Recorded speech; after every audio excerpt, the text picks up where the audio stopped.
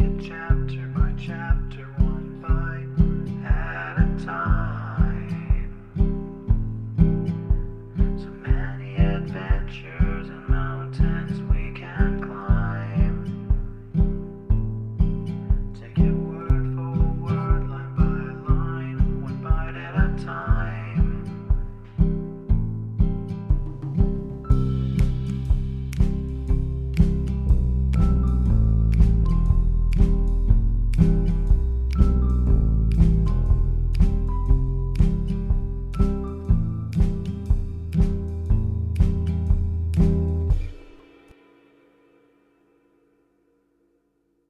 Welcome to Bite at a Time Books, where we read you your favorite classics one bite at a time.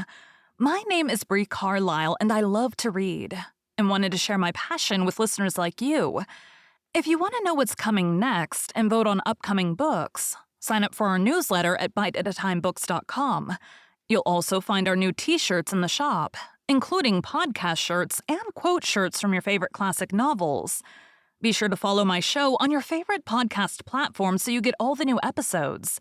You can find most of our links in the show notes, but also our website, biteatatimebooks.com, includes all of the links for our show, including to our Patreon to support the show, and YouTube, where we have special behind the narration of the episodes. We're part of the Bite at a Time Books Productions Network. If you'd also like to hear what inspired your favorite classic authors to write their novels, and what was going on in the world at the time, check out the Bite at a Time Books Behind the Story podcast, wherever you listen to podcasts. Please note, while we try to keep the text as close to the original as possible, some words have been changed to honor the marginalized communities who've identified the words as harmful, and to stay in alignment with Bite at a Time Books' brand values. Today we'll be continuing Les Miserables by Victor Hugo. Chapter 5. His Frontiers. The gamin loves the city. He also loves solitude, since he has something of the sage in him. Urbis amator, like Fuscus, Ruris amator, like Flaccus. To roam thoughtfully about. That is to say, to lounge is a fine employment of time in the eyes of the philosopher, particularly in that rather illegitimate species of campaign, which is tolerably ugly but odd and composed of two natures, which surround certain great cities, notably Paris. To study the suburbs is to study the amphibious animal. End of the trees, beginning of the roofs, end of the grass, beginning of the pavements, end of the furrows, beginning of the shops, end of the wheel ruts, beginning of the passions, end of the divine murmur, beginning of the human uproar. Hence, an extraordinary interest. Hence, in these not very attractive places, indelibly stamped by the passing stroller with the epithet melancholy, the apparently objectless promenades of the dreamer. He who writes these lines has long been a prowler about the barriers of Paris, and it is for him a source of profound souvenirs. That close-shaven turf, those pebbly paths, that chalk, those pools, those harsh monotonies of waste and fallow lands, the plants of early market garden, suddenly springing into sight in a bottom, that mixture of the savage and the citizen, those vast desert nooks where the garrison drums practice noisily and produce a sort of lisping of battle, those hermits by day and cutthroats by night, that clumsy mill which turns in the wind, the hoisting wheels of the quarries, the tea gardens at the corners of the cemeteries, the mysterious charm of great, somber walls squarely intersecting immense vague stretches of land, inundated with sunshine and full of butterflies. All this attracted him. There's hardly anyone on earth who's not acquainted with those singular spots.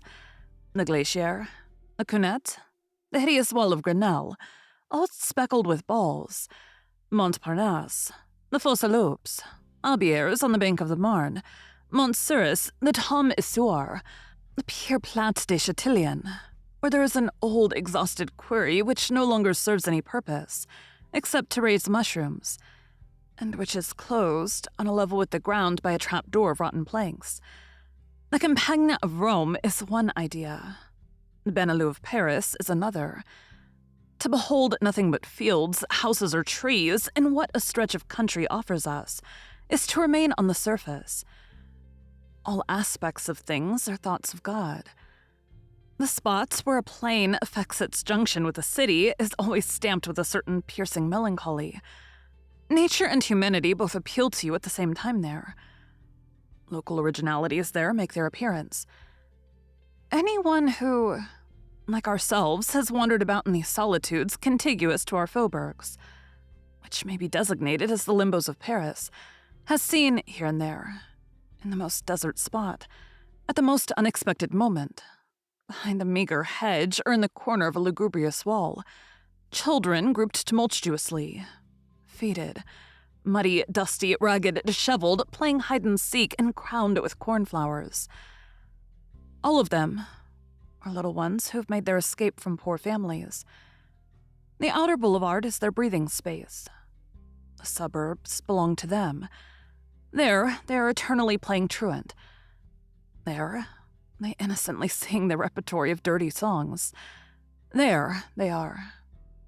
Or rather, there they exist.